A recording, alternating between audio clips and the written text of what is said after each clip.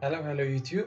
Touch Tech Reviews here, and today's video is about Microsoft Team is finally available to download from the Microsoft Store on Windows 10 and Windows 11 operating system. So you should not have to open any browsers, but you can simply download the Microsoft Team from your Microsoft Store. So now let's check on how we can download the Microsoft Team. So click on your search icon here and type here Microsoft Store. So here it is, the Microsoft Store. Then open the Microsoft Store and make sure that you are logged into your account. Type Microsoft Team.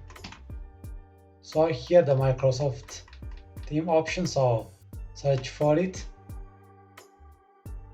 and here it is, the Microsoft Team under the Microsoft Store. So you can select here install and it will start installing the Microsoft Store.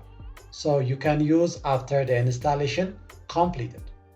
So after we download the Microsoft Team from the Microsoft Store, then we can click here get started and fill all the informations related with the Microsoft Team. So you can enter your work, school, or Microsoft account informations here, and you can use your Microsoft Team.